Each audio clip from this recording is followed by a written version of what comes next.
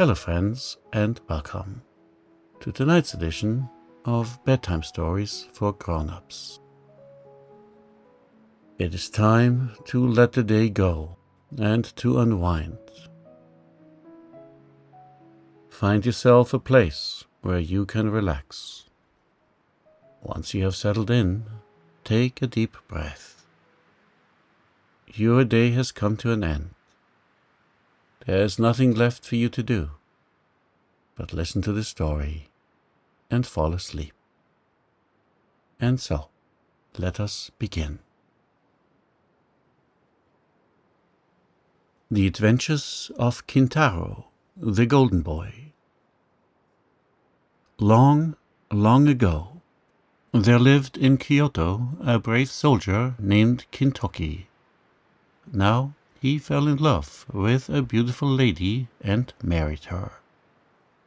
Not long after this, through the malice of some of his friends, he fell into disgrace at court and was dismissed. This misinformation so preyed upon his mind that he did not long survive his dismissal. He died, leaving behind him his beautiful young wife to face the world alone. Fearing her husband's enemies, she fled to the Ashigara Mountains as soon as her husband was dead. And there, in the lonely forests, where no one ever came except woodcutters, a little boy was born to her. She called him Kintaro, or the Golden Boy. Now, the remarkable thing about this child was his great strength. And as he grew older, he grew stronger and stronger, so that by the time he was 8 years of age, he was able to cut down trees as quickly as the woodcutters. Then his mother gave him a large axe, and he used to go out in the forest and help the woodcutters, who called him Wonder Child, and his mother the Old Nurse of the Mountains, for they did not know her high rank. Another favorite pastime of Kintaro's was to smash up rocks and stones. You can imagine how strong he was. Quite unlike other boys, Kintaro grew up all alone in the mountain wilds. And as he had no companions, he made friends with all the animals, and learned to understand them and to speak their strange talk. By degrees, they all grew quite tame and looked upon Kintaro as their master, and he used them as his servants and messengers. But his special retainers were the bear, the deer, the monkey, and the hare. The bear often brought her cubs for Kintaro to romp with, and when she came to take them home, Kintaro would get on her back and have a ride to her cave. He was very fond of the deer too, and would often put his arms round the creature's neck to show that its long horns did not frighten him. Great was the fun they all had together. One day, as usual, Kintaro went up into the mountains, followed by the bear, the deer, the monkey, and the hare. After walking for some time uphill and down dale and over rough roads, they suddenly came upon a wide and grassy plain covered with pretty wildflowers. Here, indeed, was a nice place where they could all have a good romp together. The deer rubbed his horns against the tree for pleasure. The monkey scratched his back. The hare smoothed his long ears, and the bear gave a grunt of satisfaction. Kintaro said, "Here is a place for a good game. What do you all say to a wrestling match?" The bear, being the biggest and the oldest, answered for the others. "That will be great fun," said she. "I am the strongest animal, so I will make the platform for the wrestlers." and she set to work with a will to dig up the earth and to pat it into shape. "All right," said Kintaro. "I will look on while you all wrestle with each other. I shall give a prize to the one who wins in each round." "What fun! We shall all try to get the prize," said the bear. The deer, the monkey, and the hare set to work to help the bear raise the platform on which they were all to wrestle. When this was finished, Kintaro cried out, "Now begin. The monkey and the hare shall open the sports, and the deer shall be umpire. Now, Mr. Deer, you are to be umpire." "Hey, hey," answered the deer, "I will be umpire. Now, Mr. Monkey and Mr. Hare, if you are both ready, please walk out and take your places on the platform." Then the monkey and the hare both hopped out, quickly and nimbly, to the wrestling platform. The deer, as umpire, stood between the two and called out, "Red back, red back!" This to the monkey, who has a red back in Japan. "Are you ready?" Then he turned to the hare. Long ears, are you ready?" Both the little wrestlers faced each other, while the deer raised a leaf on high as signal. When he dropped the leaf, the monkey and the hare rushed upon each other, crying, "Yosho, Yosho!" While the monkey and the hare wrestled, the deer called out encouragingly, or shouted warnings to each of them as the hare or the monkey pushed each other near the edge of the platform and were in danger of falling over. Redback, stand your ground," called out the deer. Long ears, be strong. Don't let the monkey beat you," grunted the bear. So the monkey and the hare, encouraged by their friends, tried their very hardest to beat each other. The hare at last gained on the monkey.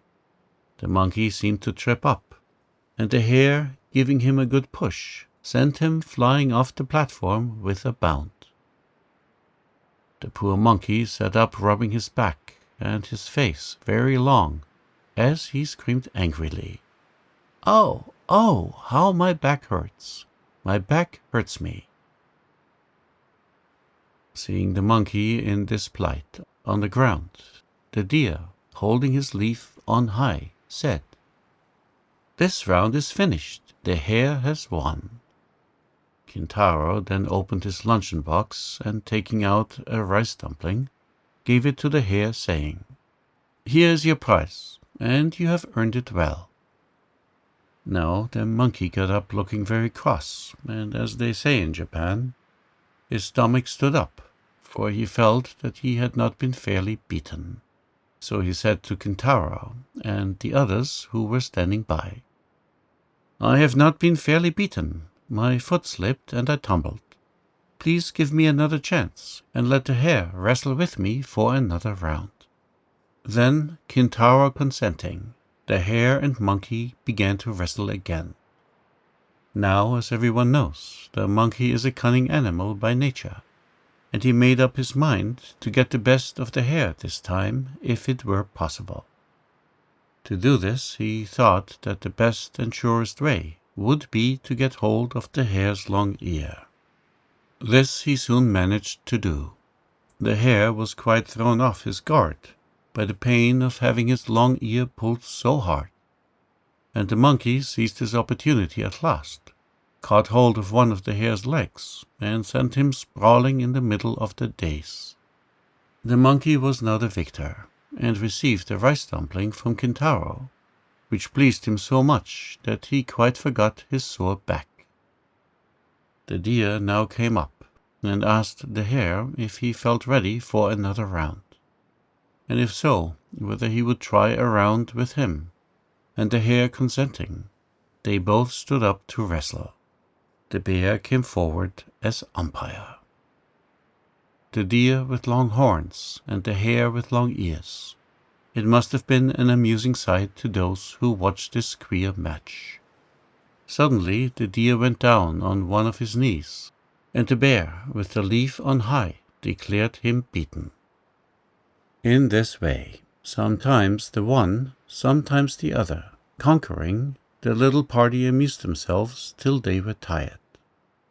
At last, Kintaro got up and said, "This is enough for today. What a nice place we have found for wrestling. Let us come again tomorrow. Now we will all go home. Come along." So saying, Kintaro led the way while the animals followed.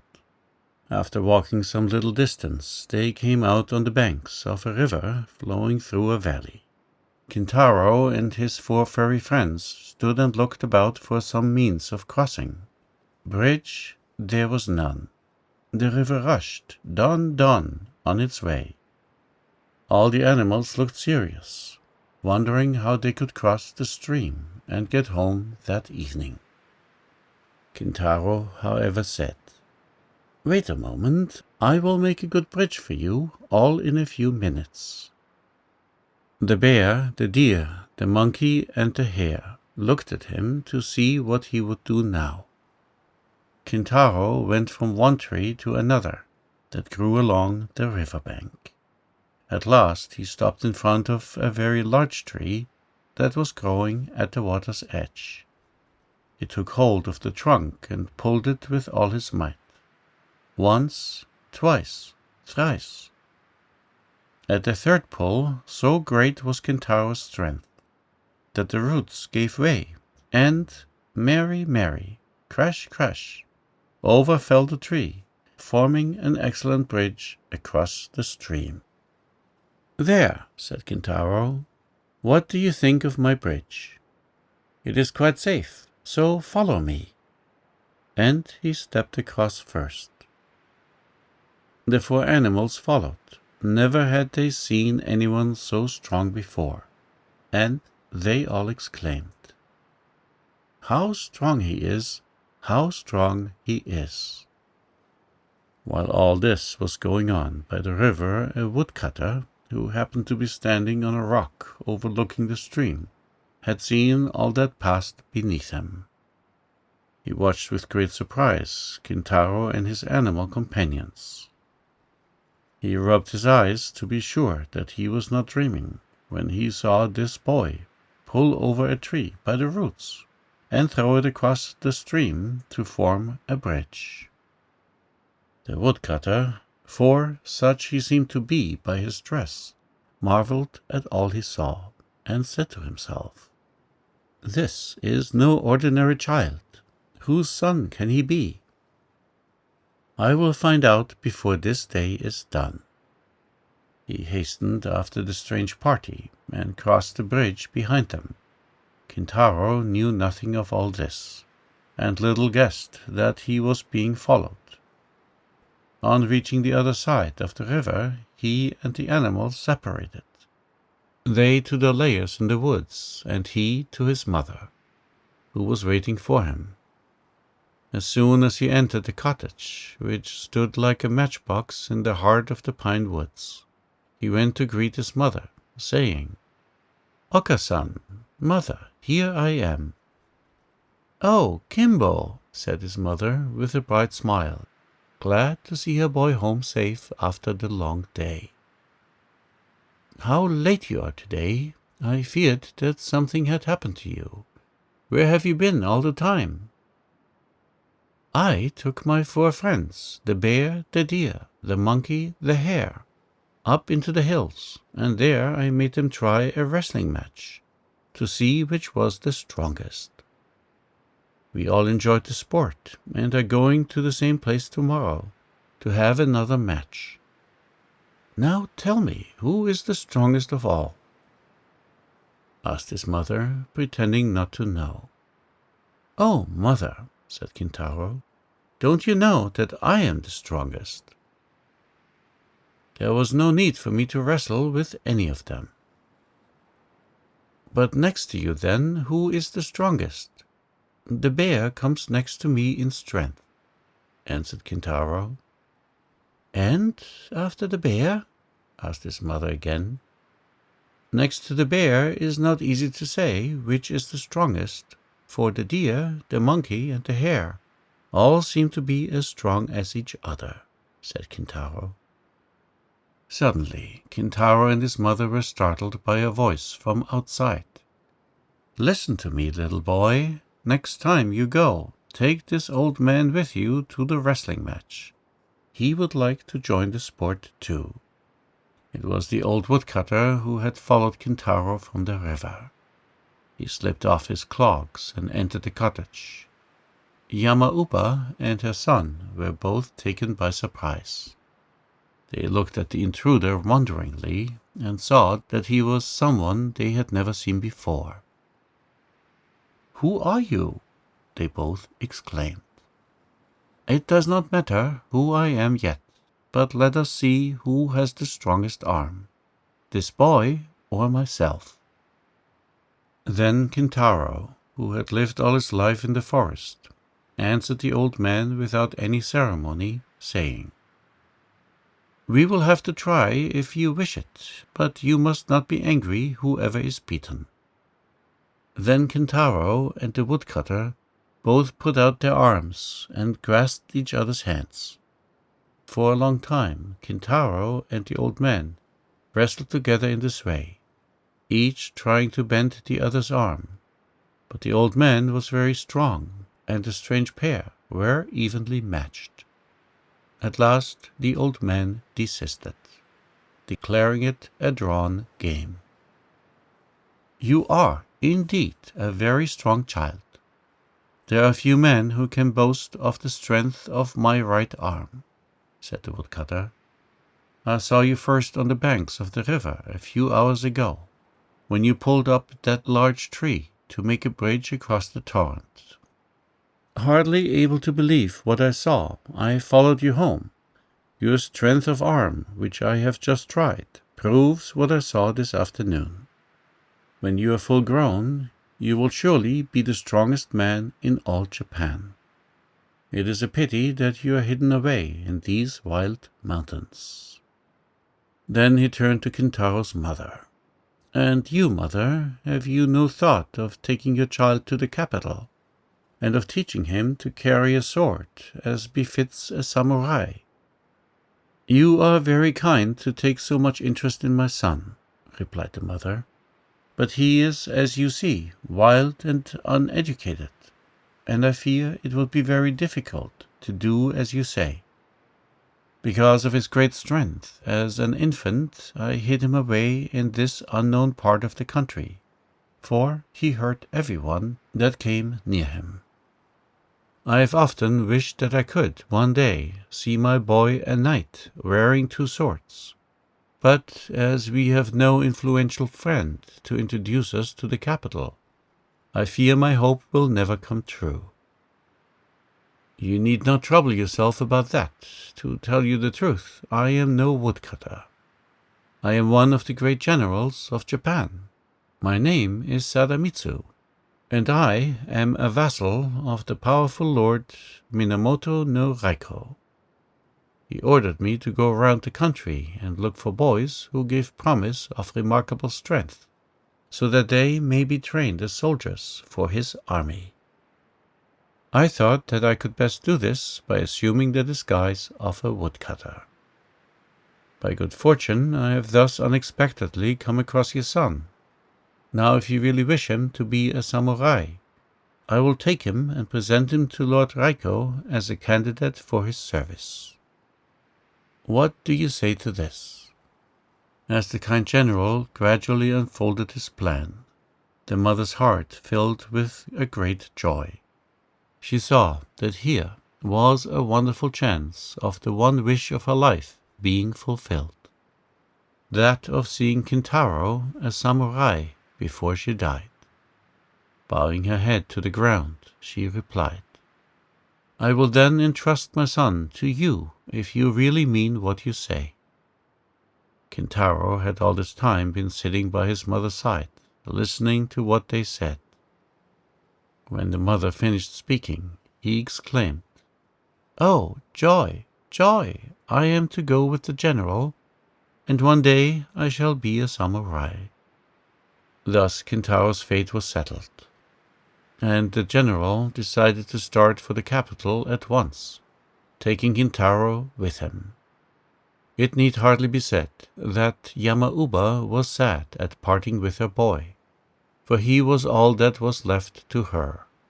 But she hid her grief with a strong face, as they say in Japan.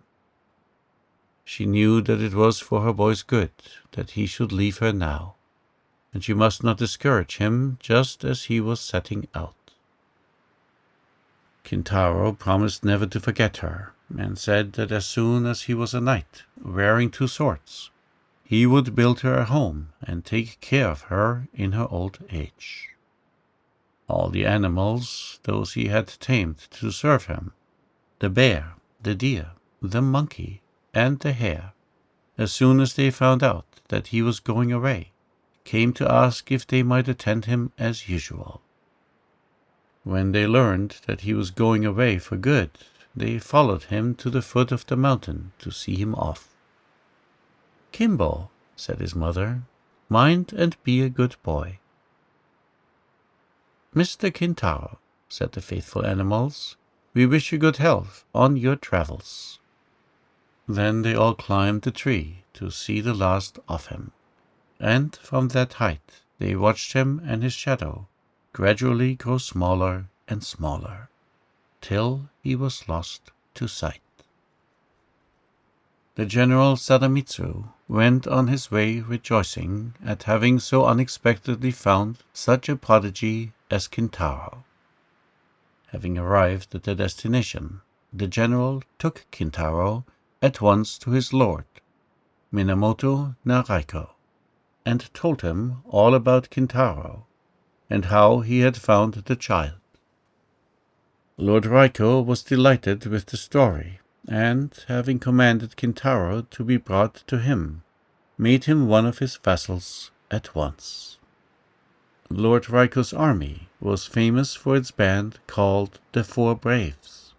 These warriors were chosen by himself from amongst the bravest and strongest of his soldiers, and the small and well-picked band was distinguished throughout the whole of Japan for the dauntless courage of its men. When Kintaro grew up to be a man, his master made him the chief of the 4 Braves. He was by far the strongest of them all. Soon after this event, news was brought to the city that a cannibal monster had taken up his abode not far away, and that the people were stricken with fear. Lord Raiko ordered Kintaro to the rescue. He immediately started off, delighted at the prospect of trying his sword. Surprising the monster in its den, he defeated him. Kintaro now rose to be the greatest hero of his country, and great was the power and honor and wealth that came to him.